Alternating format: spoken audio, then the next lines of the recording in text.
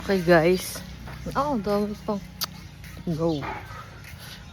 Maglulugaw tayo sa lugawan ni Jill. Takpan natin para kita. Let's go.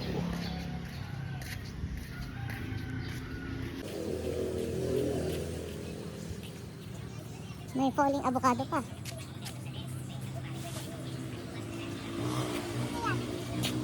Wala.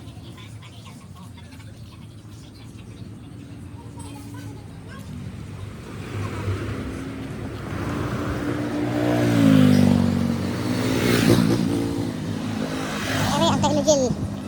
Lujawan. Meron pa hagam. Ayaw nga. Isang oras. Dito ka lang oras na ngayon natin eh. Oo po. Isang oras.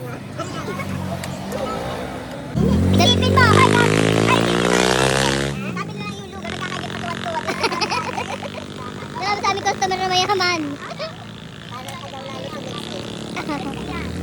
Ako, 20-20 point. Nagutom ako kakakabot ako. Thank you sa masisipag naming volunteer. Kita niyo, nakapaglugaw na sa aming lugawan. Pagdo, sa sili. Are, ang pinaka number 1. Oy, previous naman, turon. Are, yan. Ang aking mga customer sa first day. Salamat po sa aming mga kamag-anak. Tumatangkilik ng aming luto. Tama, ay. Masarap. Baka hindi. Yan. Kita mo naman, pinagdalahan ko pa. Ikaw na. Okay. Ay, salamat po sa aming mga customer. Kababay, talagang suportado ang mga kapitbahay. Dapat sikar. Magsa-sideline muna ako. Dishwasher. Tadan!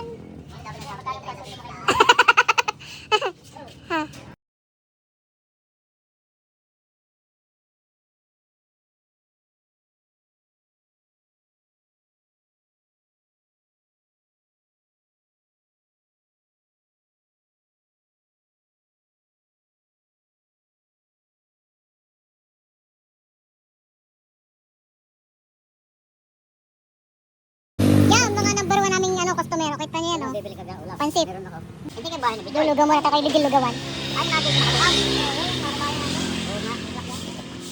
Kaya asawa, no? Si ma'am. Ay, alin lang kayo bigay. Hindi na dyan ako tira. Pulis ang asawa, nun na. Hindi na ako. Lahat na. Okay. Alin? Dalawa pang sando. Tanggalin mo siya. Dapat na yung pisang malaki. Kahirap niyan. Namumulema ko kanina kung paano ko kukunin. Sabi ko ba?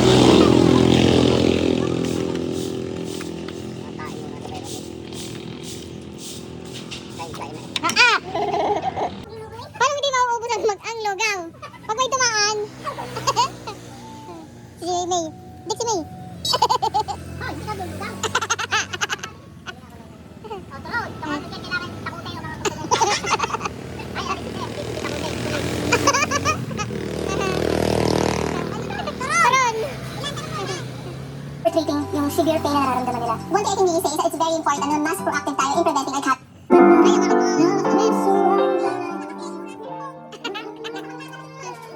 Ay, nangano mga customer.